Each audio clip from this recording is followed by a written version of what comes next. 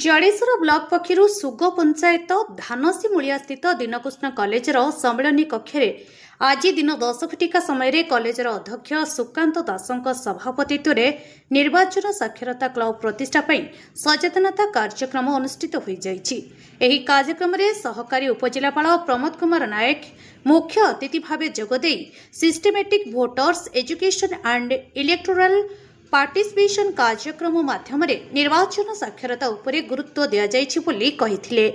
BDO Gourangacharan Ghosh, तहसीलदार Satyajit Mohanty, municipality कार्यनिर्वाही अधिकारी हेमंत सिंह, फिजिक्स विभागर मुख्य प्रदीप कुमार राउल सम्मानित अतिथि भाव जोगदे एही पदक्षेप छात्र छात्री एवं आनुष्ठानिक शिक्षा व्यवस्था बाहर थिबा अन्यमानकु भोटर पंजीकरण प्रक्रिया सेमानकर मतदान अधिकार व्यवहार करिवार गुरुत्व एवं एक गणतांत्रिक समाज रे निर्वाचन भूमिका संपर्क में बुझिबारे साहाय्य करिबा उपरे ध्यान देबा पई वक्तव्य माध्यम रे कहिथिले।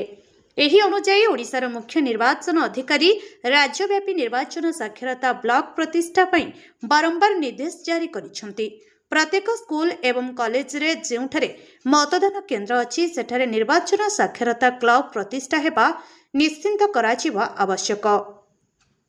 पारस्परिक विद्यालय संपर्क कार्यक्रम, जातीय भोटर दिवस रे निर्वाचन साक्षरता सप्ताह पालन, निर्वाचनी विषय वस्तु उपरे वितर्क, कांथ पत्रिका, स्कूल न्यूजलेटर एवं प्रबंध एवं कहानी लेखा प्रतियोगिता प्रभृति कार्यक्रम करी सचेतन सृष्टि करने आवश्यक बोली कहिथिले। निर्वाचन सहायक विश्वजित दे, सीपी सुजित कुमार जेना मध्य अतिथि भाव जोगदे वक्तव्य प्रदान करथिले। अध्यापक डॉक्टर मानस कुमार दास मंच आह्वान सह अतिथि परिचय प्रदान करथिले। ब्लॉक वरिष्ठ किराणी शिवसुंदर दत्त, बीएलओ सुपरभाइजर शंकर नारायण साहू परिचालना करथिले।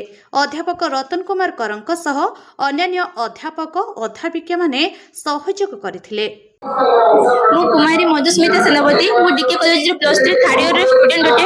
मो घर चन्नेश्वर होटे। आम कॉलेज वर्तमान निर्वाचन स्वाक्षर होउची जहा पई मु अत्यंत गर्वित होटे। आम कॉलेज समस्त हमको सहयोग मध्य करचंती। निर्वाचन द्वारा हमें कोन शिखिबा। निर्वाचन होउची लोकक द्वारा नेता बाछिबार एक पंथा होटे। भारत रे संसद, समग्र राज्यसभा एवं स्थानीय संस्था मध्ये प्रति 5 वर्ष रे निर्वाचन होइथाय। भारत वर्ष रे सर्वप्रथम 1951 मसीह निर्वाचन होइथिला जहा हम गणतंत्र व्यवस्था को प्रबल मात्रा मजबूत करुचे। प्रत्येक राष्ट्रीय नागरिक माने सचेतन होई लोभर वशवर्ती न होई निजर मूल्यवान भोट को उपयुक्त प्रार्थी भाबे भागछले से राष्ट्रीय प्रगति रे आमे मूल्यवान पाई परिबा। एवं निर्वाचन द्वारा एक सार्वजनिक प्रथा द्वारा निजर भोटर मूल्य को आमे बुझी परिबा। सार्वजनिक प्रथा होउची निर्वाचन एक अंशग्रहण जहा 1948 मसीह सर्वप्रथम मणिपुर रे होइतिला जहा देशर प्रथम निर्वाचन होते। निर्वाचन द्वारा देशर दुर्नीति समस्या एवं सब प्रकार अनैतिक आचरण सृष्टि माने समस्या मुक्त होउचंती। महात्मा गांधी, बी.आर. आंबेडकर भली महान नेता माने विश्व जनसाधारण को विश्वस्त करिसंती। एति कहि मोर वक्तव्य को शेष कर। मोर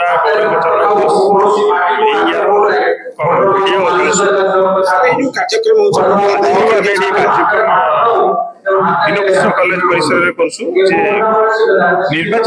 निर्वाचन संपर्क क्लब गोटे तैयारी जेटा कि नवा भोटर जो मैंने कि 18 वर्ष होगा भोट देवे भोट बाबद जानवे खाली कॉलेज पिला नुह कॉलेज पिला जो मैंने आसुँच घर पाख गाँव में जो मैंने कि कॉलेज पहुंची ना किसी लोग भी माने पिला अच्छा जो मैंने कि कॉलेज पहुंची पारि ना जो मैंने 18 वर्ष हो गलानी 18 वर्ष जाऊँगी से भी गाँ गाँव में घर पाठ भी से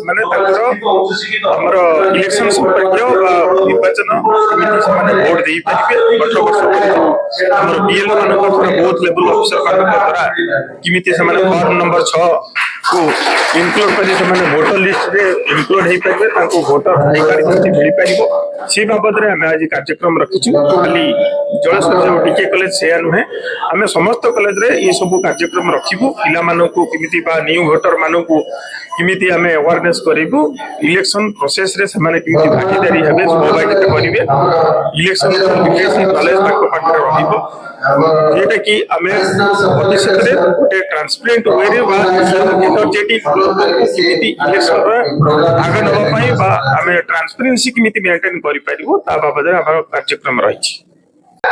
ମୋ ନାଁ ପ୍ରମୋଦ କୁମାର ନାୟକ ମୁଁ additional sub collector Balasore.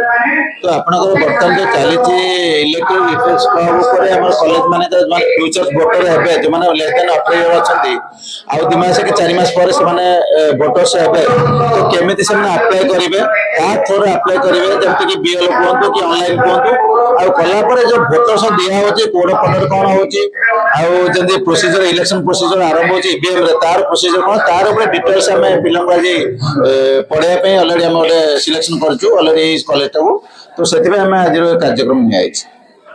ଜଡେଶ୍ୱରରୁ Manoj Kumar ଭୂୟାଙ୍କ report ଅପରାହ୍ନ ଲାଇଭ୍।